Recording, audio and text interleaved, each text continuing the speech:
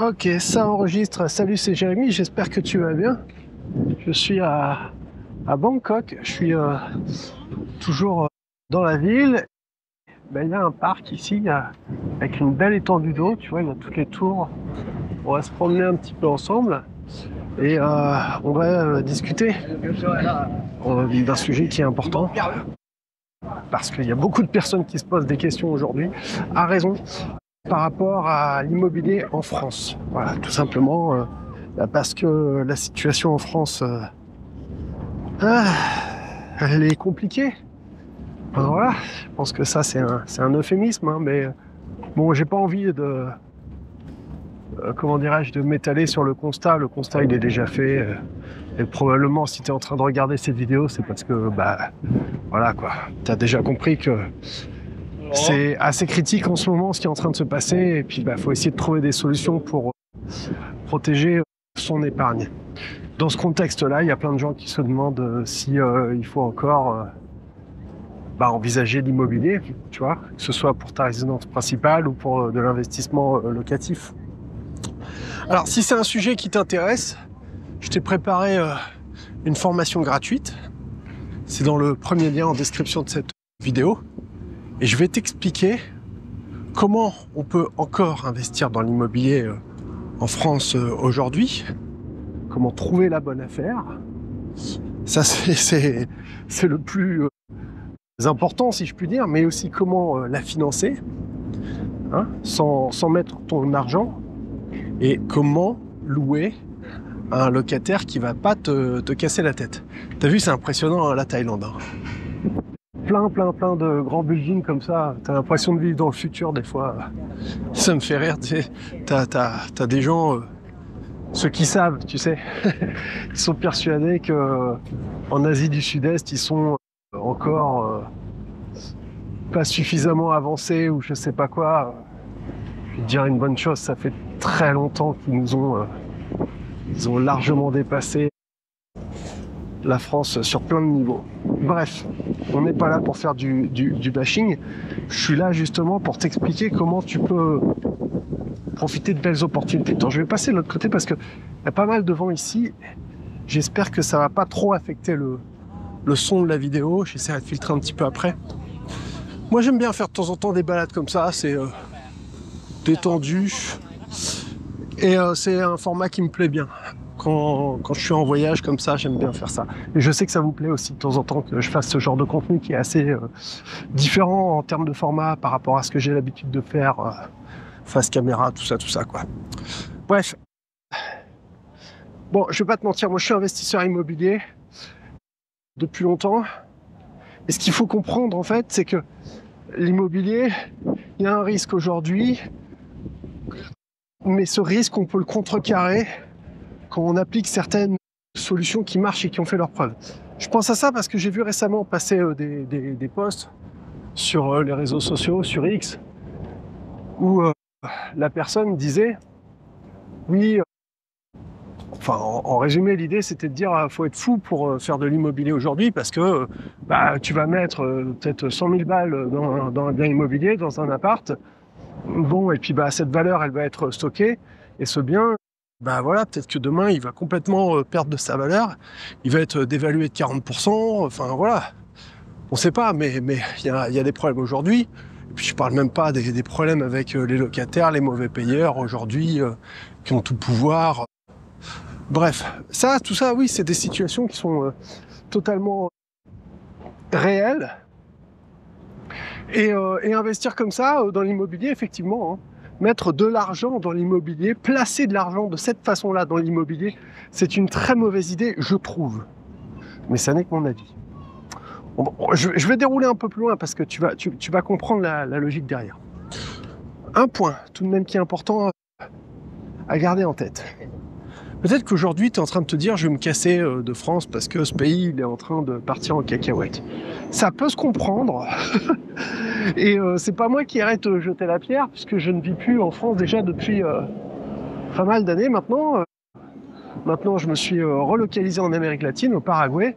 Et là, je suis encore quelques jours en Thaïlande. Et voilà, j'avais des petites affaires à régler. Et en fait, le truc, c'est que quand tu fais de l'immobilier, il faut penser toujours à long terme. Et à long terme, personne ne sait exactement la situation telle qu'elle sera. Est-ce que tu voudras ou pas peut-être passer ta retraite en France? Tu vois, ça fait partie des questions qu'on peut se poser. Je sais pas quel âge t'as. Moi, j'ai 43 ans. Tu vois, je sais pas, peut-être que quand j'aurai 70 ans ou 60 ans, la situation elle sera plus cool en France. Peut-être, ou peut-être pas. Ou peut-être qu'à un moment donné, j'aurai envie de revenir. En fait, si tu veux, c'est ça, moi, mon approche dans l'investissement, dans les affaires, dans la vie en général, c'est de ne jamais être trop radical dans mes décisions.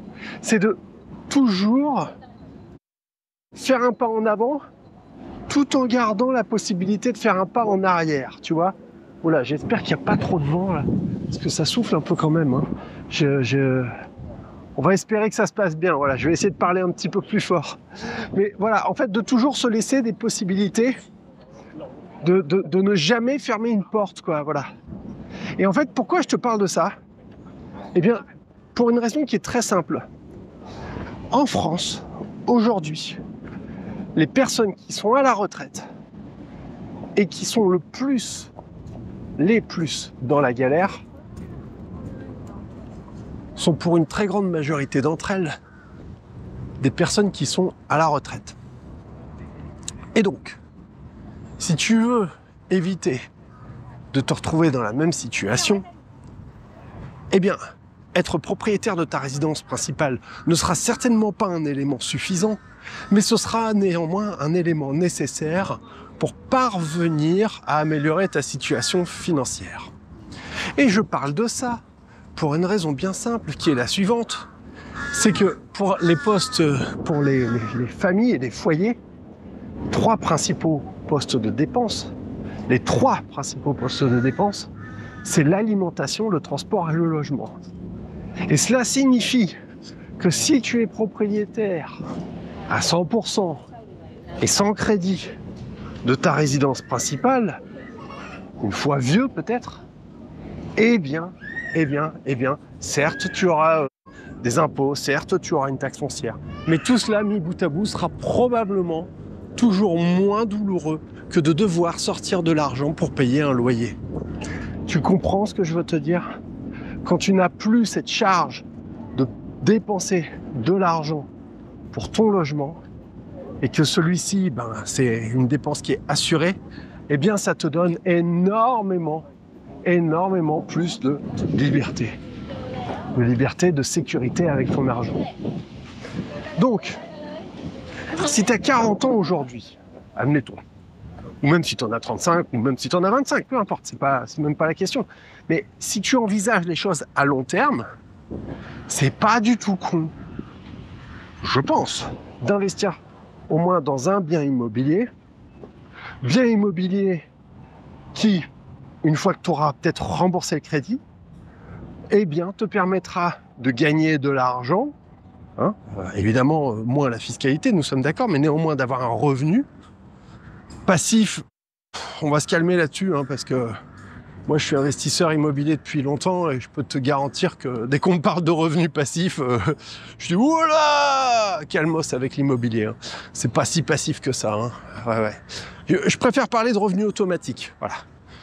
C'est-à-dire un truc qui est décorrélé du nombre d'heures que tu vas devoir y consacrer. Tu vois, je sais pas moi, tu es employé dans une banque ou dans une administration ou je sais pas quoi. Bon voilà, tu as ton nombre d'heures à faire, tu vois.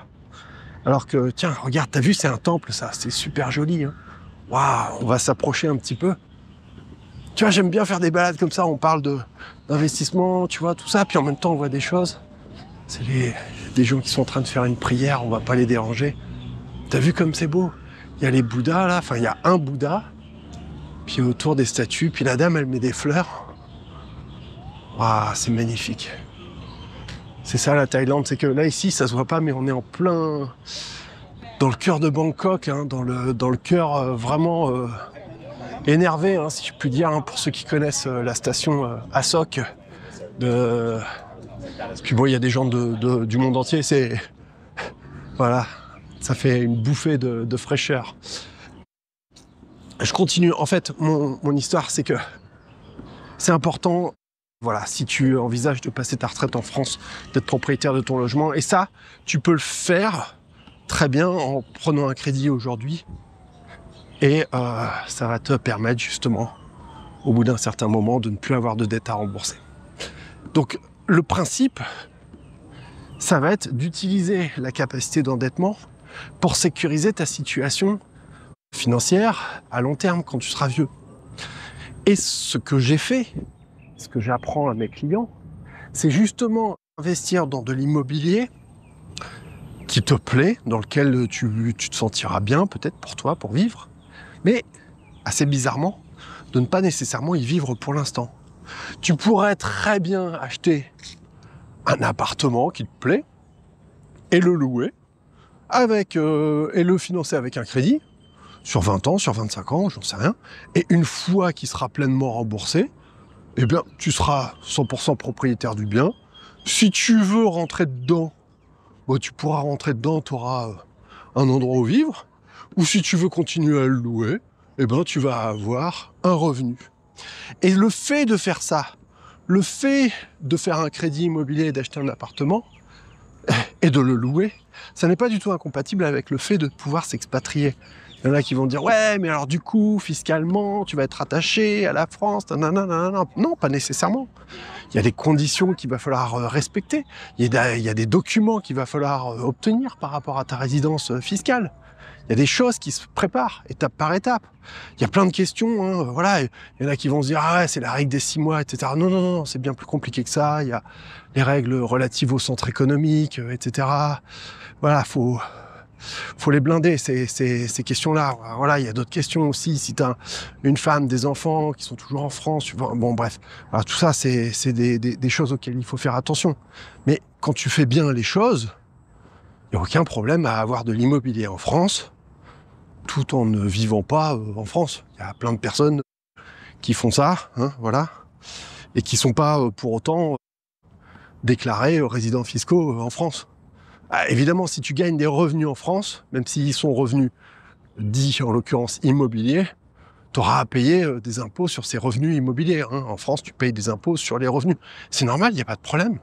Mais moi, malgré tout cela, j'arrive quand même à être, comme on dit, c'est le gros mot, en cash flow positif. C'est-à-dire que une fois que j'ai remboursé mes crédits, une fois que j'ai payé tout ce que je dois payer, mes impôts, etc., les agences qui s'occupent de mes biens, etc., eh bien, à la fin, il me reste encore de l'argent. Tu vois, je suis encore en positif. Donc, on peut très bien utiliser cette mécanique-là pour s'enrichir à long terme, d'accord ?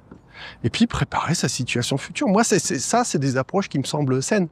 Alors, je voulais un peu t'expliquer la grande mécanique. Hein.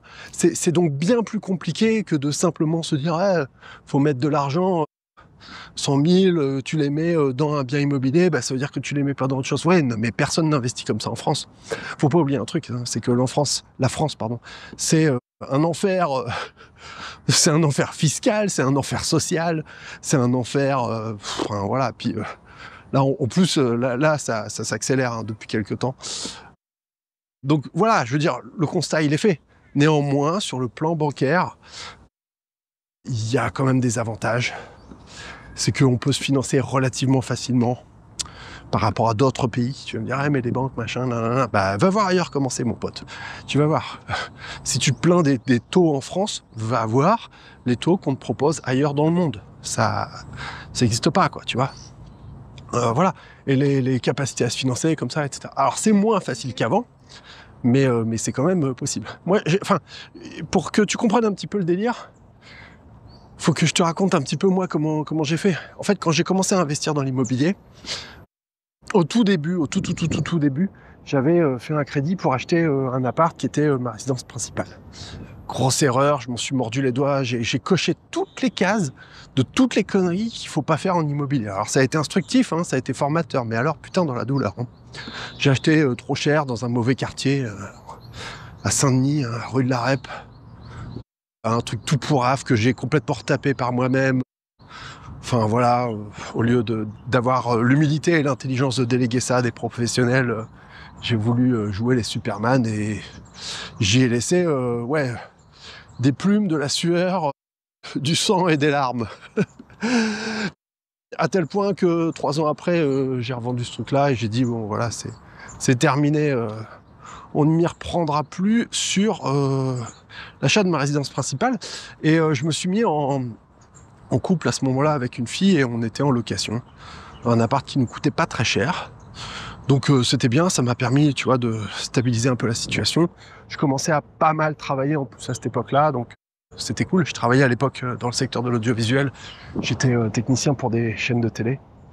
Et en fait, bah avec l'argent que j'ai eu, tu vois, avec la vente, j'avais quand même remboursé un peu de capital, donc voilà, j'avais un petit pécule. J'ai décidé d'acheter un box parking, tu vois, pour tenter le truc, quoi. J'en avais entendu parler, mais je voulais d'abord tenter sur un, en me disant, bah, bon an, mal an, c'est toujours plus rentable qu'un livret A ou une assurance vie. Je pourrais m'en défaire assez facilement si j'avais des problèmes, et là aussi, si je parvenais pas à le louer, c'est pas quelque chose qui serait trop emmerdant par rapport à ma situation, quoi. Voilà, je pourrais m'en sortir même si j'avais des problèmes. Problème que je n'ai jamais eu en l'occurrence avec ce box. Ça m'a mis en confiance et puis ensuite ben, je me suis endetté pour en acheter 7, puis 5, puis encore 5, etc. Donc j'ai commencé comme ça, tu vois, voilà. À un moment j'en ai eu jusqu'à 22, tu vois.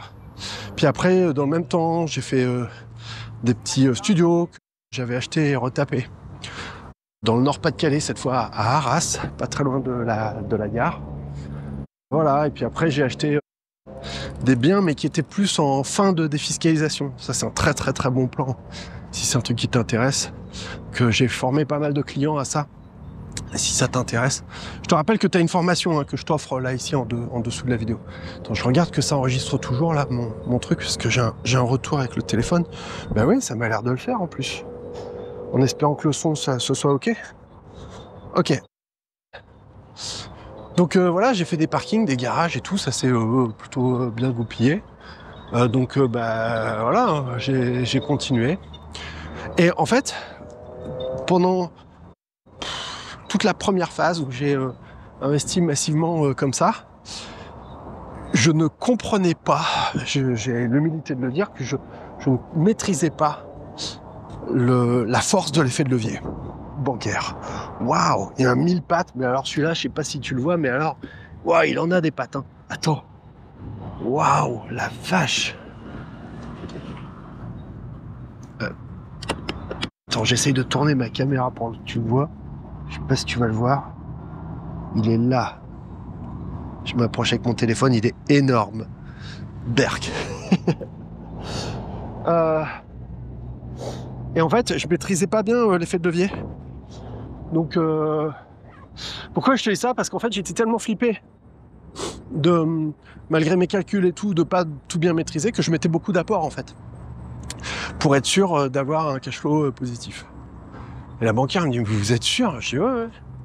Et en fait, ma connerie, elle a été plutôt positive parce que c'est ce qui m'a permis de continuer à m'endetter plutôt bien, alors que dans le même temps, accroche-toi, j'étais ni en CDI et j'ai ni propriétaire de ma résidence principale. T'as qu'à voir, hein. J'étais pas propriétaire. Alors je me suis pris plein de refus par plein de banques, hein, je vais pas te mentir. Finalement, c'est ma banque historique qui m'a suivi. Waouh, c'est incroyable ici. Donc en fait, je mettais beaucoup d'apports, donc c'est bien, j'avais beaucoup de cash flow. Ça a blindé ma situation, si tu préfères. Et ensuite, bah, j'ai fait des investissements. Mais quand j'ai capté vraiment pourquoi c'était important, j'ai commencé à faire des investissements, mais sans mettre d'argent de ma poche, en réduisant au maximum l'apport. Et le maximum, bah, c'était 110%. Voilà, c'est ce que j'arrivais à obtenir. C'est-à-dire le prix du bien immobilier, plus les frais de notaire. Voilà. Pas les travaux. Les travaux, je les prenais pour moi, mais en même temps, je choisissais volontairement des biens immobiliers sur lesquels il n'y avait pas grand-chose à faire. Donc, quand je te parle de ça, j'étais plus sur les garages hein, déjà. J'étais sur des appart ou studios ou petites maisons. Et en fait, comme je me positionnais surtout sur des biens en fin de défiscalisation, d'ailleurs, là, les années qui arrivent, là, ça va être... À partir de là, c'est en train de commencer, c'est un festival. Il va y avoir des affaires de ouf à faire. Tous les pimpins qui ont acheté des Pinel, là, ils arrivent à la fin des programmes de défisc. Ça va être un carnage. Enfin, on en reparlera dans quelques mois, dans quelques années. Il va y en avoir à gogo. Et en fait, le truc, c'est qu'en achetant cette fois, mais sans mettre d'apport, ben, ça me donnait une sécurité énorme parce que je me disais au fond, j'achète sans apport, j'achète des biens en fin de défiscalisation. Les rénovations, c'est un coup de peinture, changer les kitchenettes. D'ailleurs, je te mettrai en lien des vidéos là où je fais les visites, où je te montre ce que j'ai fait, etc. Comme ça, tu pourras mieux te représenter. Des biens faciles à louer, correctement localisés, pas craignos, etc., etc. Pour des prix, voilà, où je les achète et c'est très rentable. Renta à 2 chiffres, même encore aujourd'hui, hein, voilà, et même de mieux en mieux, puisque les loyers, on parvient à les augmenter au fil des ans. Voilà, il n'y a pas de problème, quoi. Tout le monde est content, les locataires sont contents de louer des biens qui sont propres. Moi, je les acquiers pour pas trop cher, et c'est cool, quoi. Voilà. Et donc, ce que j'ai fait, c'est que j'ai revendu tous les biens, quasiment tous, il m'en reste un box, mais quasiment tous les biens sur lesquels j'avais mis beaucoup d'apport. Voilà. Donc en fin de compte, ce que j'ai décidé de faire, c'était de ressortir mon cash pour ne pas bloquer mon cash dans des investissements immobiliers. Donc en vérité, aujourd'hui en France, ce que je possède, ça n'est que des biens immobiliers qui ont été financés en totalité, par de la dette, totalité moins les frais nécessaires pour faire les travaux. Mais les frais nécessaires pour faire les travaux, je te dis, d'abord, c'est des travaux que j'ai fait moi-même. Peinture, poser une cuisine, faire de la peinture, et éventuellement poser du parquet dans les chambres, tu vois, parquet flottant.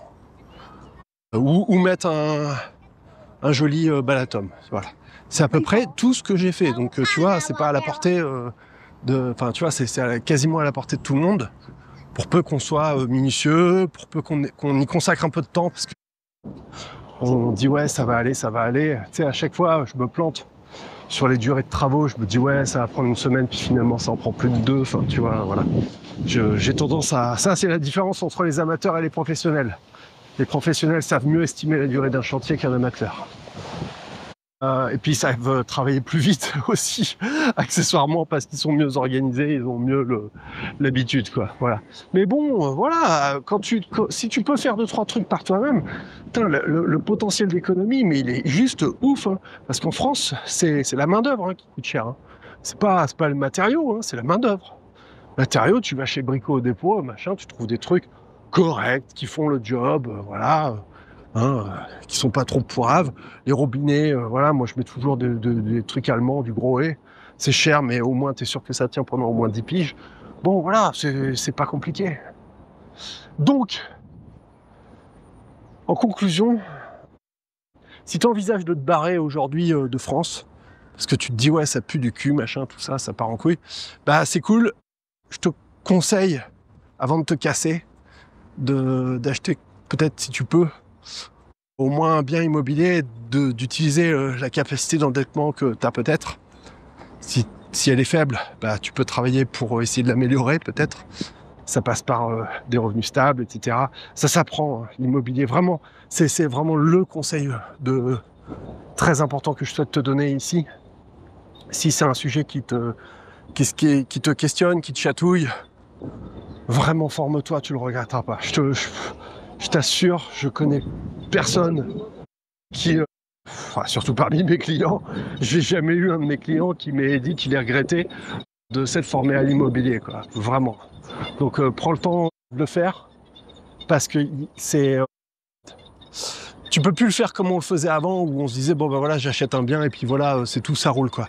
Non, faut vraiment être vigilant, parce qu'il y a plein de pièges, mais on peut les éviter facilement quand on prend le temps de se former. Voilà. Donc c'est pas un mauvais choix que de prendre le temps et peut-être d'y consacrer un tout petit peu d'argent, ce qui est rien. Je veux dire, se former à l'immobilier par rapport au fait d'investir, c'est 0,0 je sais pas quoi, tu vois. Et moi, ça m'aurait évité de faire des sacrées boulettes hein, au début si j'avais eu l'humilité de... Je parle d'humilité parce qu'en vérité c'est ça, de se former. Bon, tu me diras, le fait d'avoir fait toutes les conneries que j'ai faites au début, c'est aussi ce qui m'a permis d'acquérir suffisamment d'expérience pour former des gens aujourd'hui. T'as une formation, une mini-formation gratuite, hein, je te rappelle le lien en dessous. Si ça t'intéresse, tu regardes, tu cliques, ça va t'apprendre des choses. Donc, je voudrais qu'on aille un tout petit peu plus loin maintenant, parce que, et qu'on essaye de tirer les ficelles, tu vois, c'est toujours délicat et je me méfie, tu sais, comme ça, à jouer les Madame Soleil avec les boules de cristal, qu'est-ce qui se passe, s'il y a un effondrement, etc., machin, tout ça, tout ça. Bon, alors, première chose, quand tu achètes ton bien immobilier, faut vraiment aujourd'hui que tu fasses une bonne affaire. La bonne nouvelle, c'est que c'est pas ce qui manque des bonnes affaires, parce que on a des autorités publiques qui ont tellement tapé sur les investisseurs et sur les propriétaires, plutôt d'une manière générale, qu'il y en a beaucoup qui lâchent la bride, hein, qui lâchent l'affaire. Donc ça crée plein d'opportunités. D'une. De deux, il y en a plein qui avaient des biens immobiliers et puis qui arrêtent, qui prennent leur retraite. Donc il y a plein de biens qui se retrouvent sur le marché. Et ça crée une force baissière, hein, nécessairement. Il y a eu un durcissement de l'accès au crédit bancaire aussi. Donc tout ça, quand on met bout à bout, il y a eu, je trouve, un assainissement des prix. Si ça pouvait s'assainir encore un petit peu, ce serait même encore pas mal, quoi. Voilà. Donc voilà. Maintenant, supposons que ça continue de partir en cacahuète et que, je sais pas, la France, elle soit placée sous l'autorité du FMI, comme ça a été le cas avec la Grèce il y a quelques années. Plus personne peut se financer, plus personne peut faire de crédit. Genre vraiment, c'est la merde. Il y a un moustique qui est en train de me bouffer. Ça ferait quoi? Ça ferait une baisse des prix de l'immobilier, hein, de facile 30 à 40%. Bien.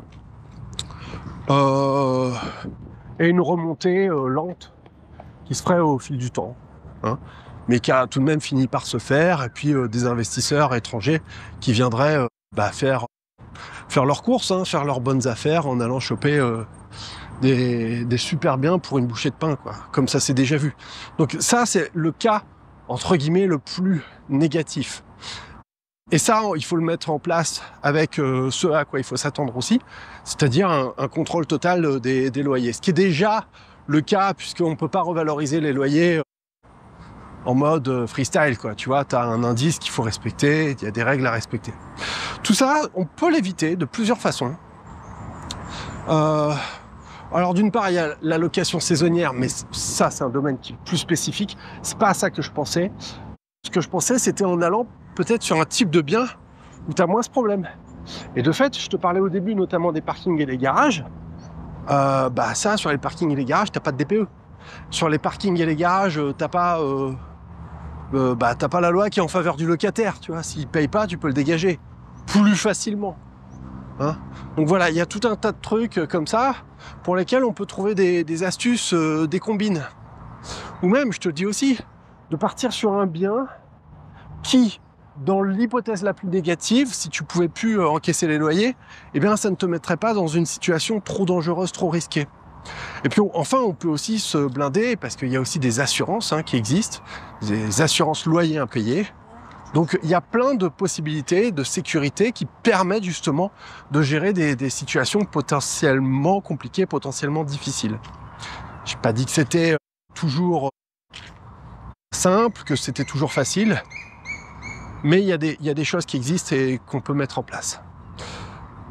Donc, un dernier point, c'est que dans un contexte où on a beaucoup de personnes qui vont avoir une vision extrêmement négative des choses, genre l'immobilier c'est fini, genre l'immobilier il faut surtout pas en faire, nanana, c'est très bien qu'il y ait des gens qui pensent comme ça et qu'il y ait un peu cette ambiance-là, parce que ça permet justement de faire une forme d'écrémage et de libérer un maximum de possibilités pour d'autres personnes qui, elles, sont prêtes à résoudre un certain nombre de problèmes. Et il ne faut jamais oublier que quand on se lance dans l'investissement, immobilier en l'occurrence, il faut avoir la même approche, enfin du moins c'est comme ça que je vois les choses, j'essaye d'avoir la même approche qu'un chef d'entreprise, qu'un entrepreneur. Et un entrepreneur, c'est jamais qu'une personne dont le taf, dont le job, ça consiste à résoudre des problèmes du matin au soir et du soir au matin.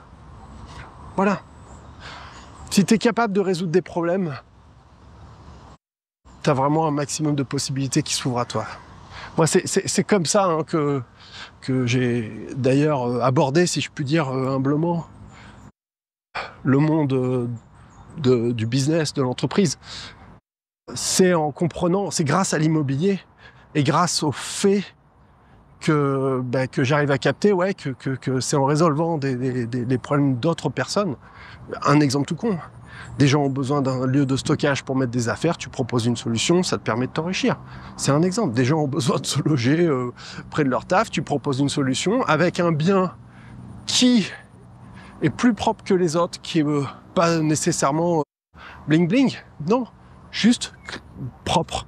Les gens, c'est ce qu'ils veulent hein, aujourd'hui. Hein. C'est des trucs, des biens qui sont pas trop chers, qui sont en bon état et dans lesquels ils peuvent se projeter facilement, quoi, pour rester le plus longtemps possible. Si tu arrives à proposer ce genre de choses, l'avenir va probablement te sourire. Hein, voilà. Et ça, on peut aussi se protéger avec certaines mesures efficaces. Voilà. Bon, j'espère que ça t'a plu, cette espèce de longue balade que nous avons fait ensemble. Il me plaît bien ce parc. Hein. Je découvre encore parce que tu sais, il y a une espèce d'amphithéâtre par là-bas, tu vois. C'est vachement sympa. Je sais pas si on a trop le droit de marcher dans l'herbe. J'ose pas parce que... Et on est en plein milieu... tu vas me dire que la comparaison, elle est certainement un peu osée, mais ça me fait un peu penser à Central Park à New York. Je pense que Central Park est plus grand, mais il y a un côté un peu comme ça, version Asie du Sud-Est. Voilà. En tout cas, dis-moi ce que tu en penses de toutes ces histoires d'immobilier, d'investissement. Moi, si tu veux, j'ai toujours vu ça comme quelque chose à long terme. Hein ? Et puis, ça te donne aussi de la liberté, si à un moment donné, t'en as marre, de pouvoir en revendre un ou deux, etc. Tu vois, c'est ça que je trouve cool. C'est qu'on n'est pas dans des choses qui sont bloquantes, quoi. Moi, aujourd'hui, tous mes biens sont loués, tout est occupé. Ça fait des années. Bon an, mal an, ça se passe pas si mal, tu vois. Est-ce que j'allégerais peut-être à un moment donné? Je sais pas, peut-être. Ou pas, tu vois, voilà. Mais pour l'instant, je suis pas pressé parce que les choses, elles continuent de bien se passer. Et je vais même te dire, encore une fois, si demain, on avait une crise, un grand drame, et que les biens perdaient de leur valeur à hauteur de 40%, eh bien là encore, je serais pas perdant, quoi. Et ça, c'est parce que je suis parvenu à acheter pour des petits prix. Hein, donc voilà, la bonne nouvelle c'est que des petits prix, il y en a là hein, qui sont arrivés. Il y en a qui sont arrivés et il y en a encore qui vont arriver. Il y en a encore. Je te dis, tous les anciens Pinel que les gens vont vouloir revendre en même temps parce qu'ils vont se rendre compte qu'ils se sont fait douiller. Ouais, là ça va être un carnage. Là, c'est pas compliqué, hein. Ça a commencé 2014 du Flow qui a fait un flop. Et derrière, ça s'est enchaîné avec la loi Pinel, où on est sur des programmes qui, de mémoire, courent de 9 à 14 ans. Sauf erreur. Et en fait, tu pousses le curseur à 10 ans, tu vois, sur une résidence qui a été lancée, qui a été livrée en 2015, ça nous amène à 2025, tu vois. Donc en fait, on est au début de la période de fin de défiscalisation. Et une résidence qui est vraiment mûre, si je puis dire, c'est quand on arrive entre 11 et 13 ans. Là, les mecs, ils vont tous revendre en même temps. Donc, ça veut dire qu'en plus, dans l'immeuble, on a une pression baissière. Attends, je vais essayer de passer. Pardon, je passe. Oui, hop. Voilà, imagine qu'on a une pression baissière en plus, voilà, avec tous les proprios qui veulent vendre en même temps. Bon, voilà, hein, rajoute encore en plus à ça le contexte, le fait qu'ils, enfin voilà, le fait que, surtout c'est le fait qu'ils aient acheté des biens trop chers par rapport à leur valeur réelle, quoi. Ça a été un carnage avec tous les celliers et les Robiens, et là ça va être à nouveau un massacre avec tous les Pinel. Et ça fait ça fait 10 ans que je le dis. Voilà. Allez, je te dis à bientôt.